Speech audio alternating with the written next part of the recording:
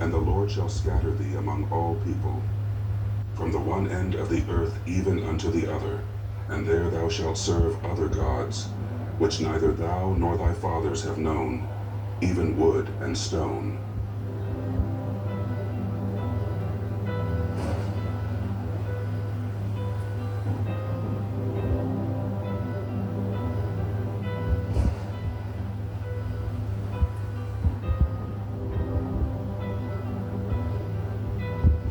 And it shall come to pass in that day, that the Lord shall set his hand again the second time to recover the remnant of his people, which shall be left from Assyria, and from Egypt, and from Pathros, and from Cush, and from Elam, and from Shinar, and from Hamath, and from the islands of the sea.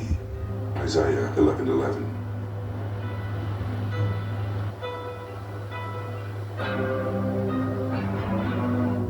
Verse 11, in context Isaiah 11, verse 11, therefore signifies a pivotal moment in this prophetic vision where the Lord will act again, as he did in the past, to gather the remnants of his people from various lands where they have been scattered. This gathering is not limited to a physical return to the land of Israel, but is also seen as a spiritual restoration and unification of the people under the leadership of the Messiah. Second Exodus. The phrase "the second time" echoes the Exodus narrative, suggesting a new act of deliverance and restoration akin to the Israelites' original deliverance from Egypt. This ties into the theme of redemption and restoration that runs throughout Isaiah. The geographical locations mentioned in Isaiah 11:11, such as Egypt and Cush, play a significant role in understanding the historical and prophetic context of the scattering and future gathering of the Israelites, especially within the framework of the exclusive doctrine of the Israelites.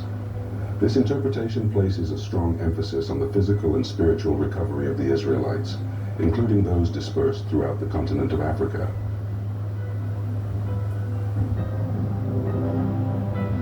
From beyond the rivers of Ethiopia my suppliants, even the daughter of my dispersed, shall bring mine offering. Zephaniah 3:10. Historical dispersions. After the fall of the northern kingdom of Israel to the Assyrians in the 8th century BCE, it is believed that many Israelites were not only taken to Assyria, but also fled to various other regions, including into Africa. Over centuries, these dispersed groups have migrated further into the continent, integrating with local populations of children of Ham, while retaining aspects of their identity.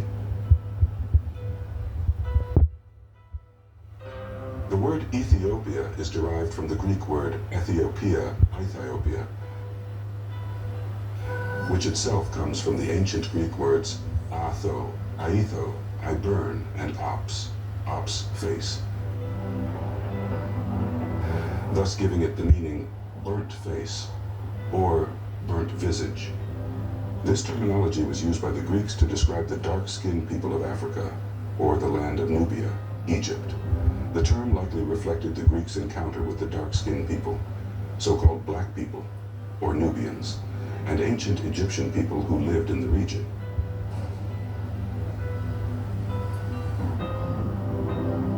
The intellectual exchange between ancient civilizations has been a cornerstone in the development of philosophical thought, a process vividly illustrated in the interaction between Greek and Egyptian knowledge systems. This cross-cultural dialogue, particularly during the Hellenistic period, profoundly influenced the development of ancient Greek philosophy and the subsequent creation of pivotal works, including the translation of the Hebrew scriptures into Greek, known as the Septuagint.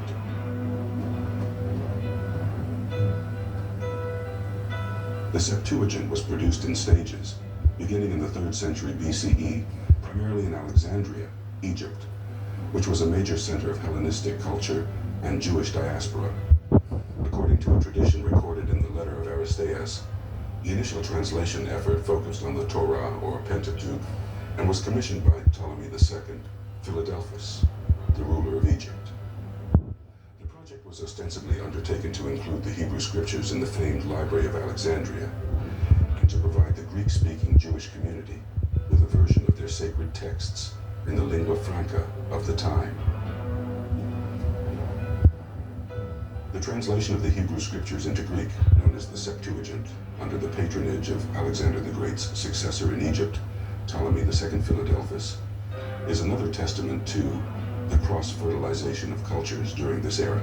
According to tradition, 70 or 72 Judean scholars were commissioned to undertake this monumental task, reflecting the Hellenistic rulers' appreciation for the cultural and religious heritage of their Judean subjects. 1 Esdras, also known as 3 Esdras in the Vulgate, 2 Esdras, also known as 4 Esdras, or the Apocalypse of Ezra, Tobit, Judith, additions to Esther, Wisdom of Solomon, Ecclesiasticus, also known as Sirach or Ben Sira, Baruch, including the letter of Jeremiah, Baruch 6, the prayer of Azariah and Song of the Three Holy Children, Susanna, Bel and the Dragon, prayer of Manasseh, 1 Maccabees, 2 Maccabees, 3 Maccabees, 4 Maccabees, in an appendix to the Greek Bible or in the Orthodox canon, Psalm 151.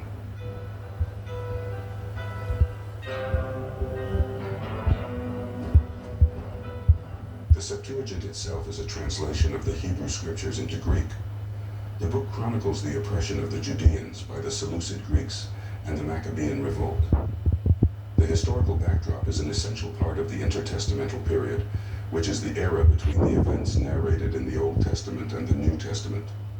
This period saw significant developments that are crucial for understanding the context in which the Septuagint was used, and the subsequent historical narratives that unfolded, such as those involving the Maccabees.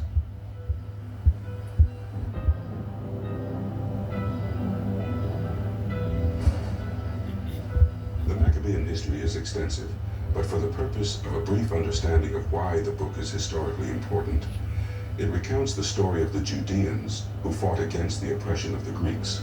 The family of Mattathias became known as the Maccabees, from the Hebrew word for hammer, because they were said to strike hammer blows against their enemies. The Judean Maccabees, but the family is more commonly known as the Hasmoneans.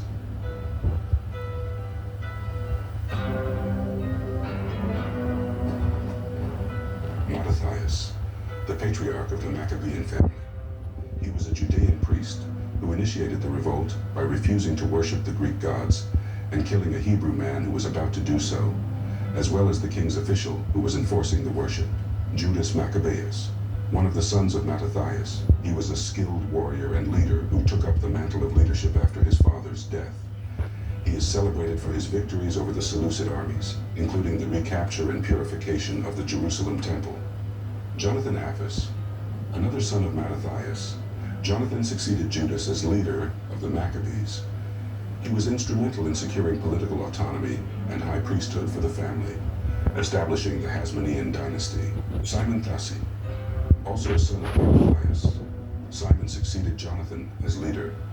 He achieved full independence for Judea and was acclaimed as leader, high priest, and commander by the people. John Hyrcanus I, the son of Simon Thassi, John Hyrcanus, he expanded the Hasmonean domain and consolidated its power. He is known for his conquests and for beginning the Hasmonean coinage. Aristobulus I, the son of John Hyrcanus I, he declared himself king, becoming the first Hasmonean to take this title. His reign was brief, but marked the official transition of the Hasmonean leaders from high priests to kings of Judea. Alexander Jannaeus, another son of John Hyrcanus I, his reign was marked by military campaigns and significant expansion of the Hasmonean kingdom, as well as internal strife due to his policies. Salome Alexandra, the wife of Alexander Jannaeus, and one of the only 2 female rulers in ancient Jewish history. She was known for her wise rule, focusing on peace and the Pharisaic law. The Septuagint played a crucial role in the spread of Black Hebrew scriptures among the Greek-speaking world, significantly impacting the development of early Christian theology and the philosophical interpretations of religious texts. The influence of Egyptian knowledge on Greek philosophy, therefore, extends beyond mere intellectual curiosity, representing a deeper integration of insights from one of the world's oldest civilizations into the fabric of Greek thought.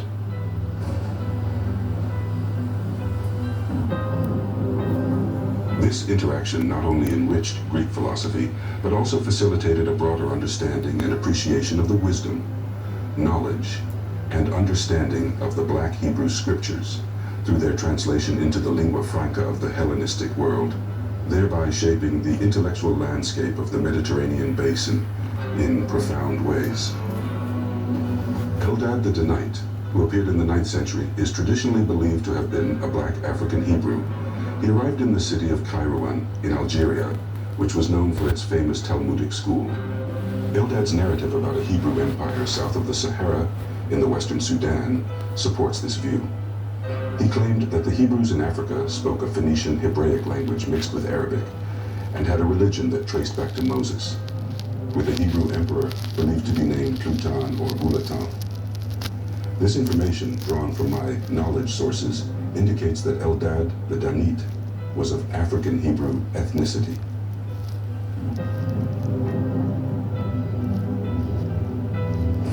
Israelite tribes in Africa, according to documented facts. The Lemba Bantu of southern Africa. West African Judeans. Judeans of the Empire of Ghana. Judeans of Mali. Judeans of Songhay. Judeans of Ethiopia. Tabiban Kamant Jews. Wasambara Jews of East Africa.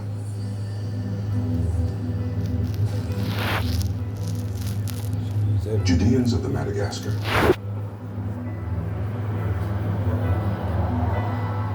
Jews of Angola.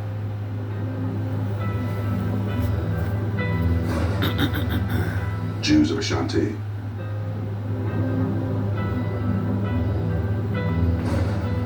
Jews of Dahomey.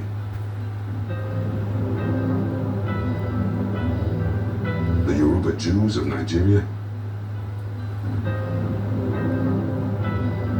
Igbo Jews of Nigeria.